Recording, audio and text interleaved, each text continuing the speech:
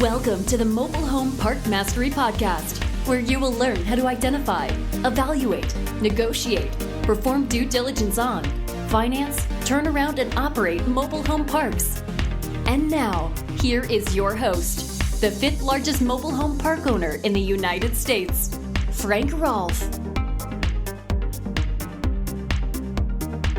2016 was a banner year for mobile home park acquisitions. There were three $2 billion transactions in that year: the sale of Carefree Communities to Sun Communities, a U.S. REIT. You also had the sale of RHP to Brookfield Asset, a Canadian REIT.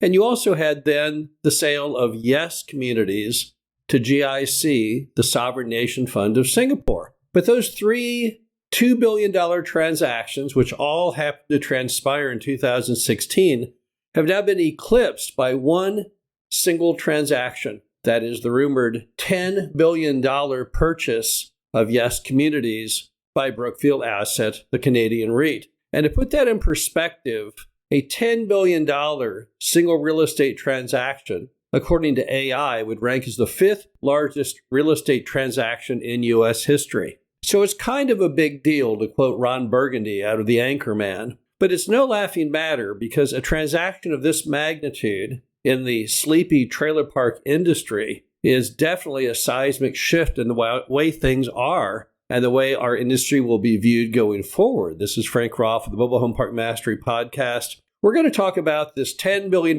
transaction that we really don't know all the facts on yet, because it was brought forth to the news media in the form of a rumor or a leak. And it's not really been publicly affirmed, to my knowledge, by either buyer or seller. So we don't really know where the information came from. But within the industry, you hear the correct chatter you would that the transaction really does exist. So how big is Yes Communities? Well, that's the first thing we don't know.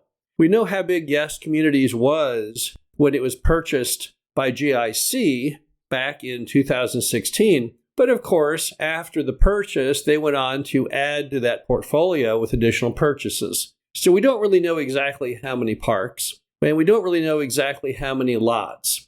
And on top of that, we don't know exactly that it's $10 billion flat. Maybe it's around $10 billion. Maybe it's $8 billion. Maybe it's more than $10 billion. We don't really know. So all we can take from what's been leaked to the media is just what some of the stats might start to look like if we flesh it out. So based on $10 billion, if that is truly the price, and based by the best guess of the current number of lots, that would be a valuation of about $180,000 per space. And before you say, wow, that seems like a lot, again, I cannot emphasize enough, we don't know the exact price, and we don't know the exact number of lots. But we do know that right now in the mobile home park sector, it's not uncommon if you have a lot rent of around $800 a month to have a valuation on a lot of about $100,000. And we don't really know Yes's lot rents, but six-figure lot valuations are really not that uncommon. But most importantly, this is a gigantic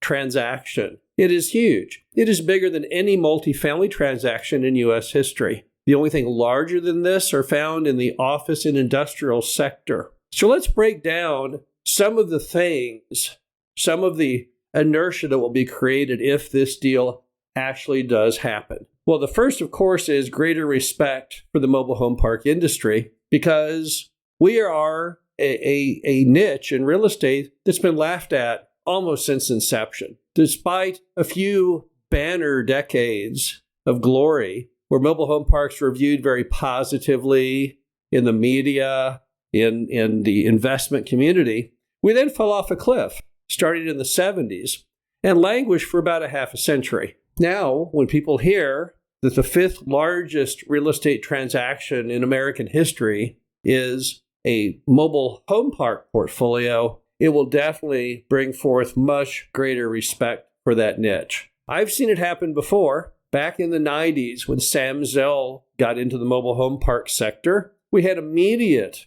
respect from the overall investment community. In fact, probably our access to a lot of the very positive debt products today, Fannie, Freddie, CMBS, that probably was caused by Zell's entrance. But this is even probably bigger, because at a time when all the other sectors are doing terrible, office, lodging, retail, self-storage, suddenly mobile home parks rise at the top of the pack. It's also going to be a new benchmark for higher lot values. We don't know the exact value right now per lot, but it's a pretty good guess. When that number does finally come out and is accurately identified, people will say, well, that's what my park is worth too. Now, of course, that's not entirely true, because when you buy things in a massive volume, there's typically a little more value there because someone had to amass that giant portfolio. But nevertheless, it's going to give and usher in a new era in which 6-digit lot valuations are becoming more standard.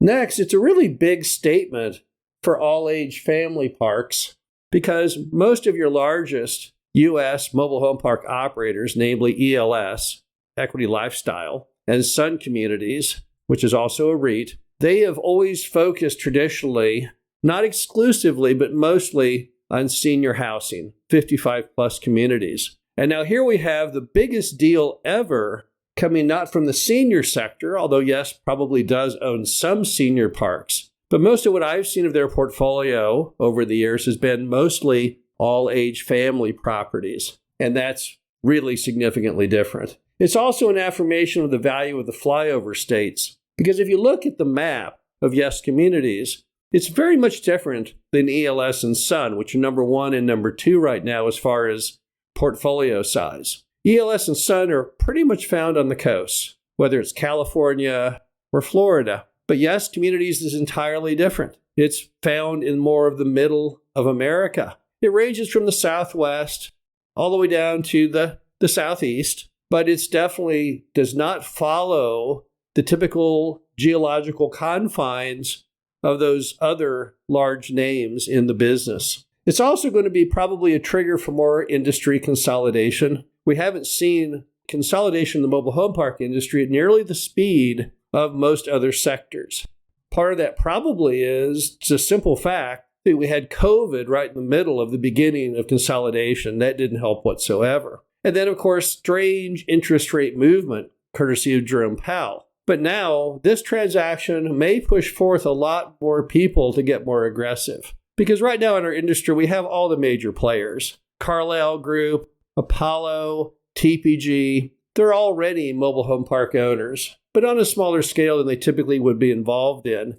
And now that this transaction goes down, clearly they will be a little more focused on acquisitions going forward. Also, it's a very interesting buyer because it's a Canadian REIT and not a U.S. REIT. And this now means that Canada is only one REIT short of tying the U.S. for number of mobile home park operators. In Canada, you have Brookfield and you have Flagship. And in America, you have ELS, Sun, and UMH.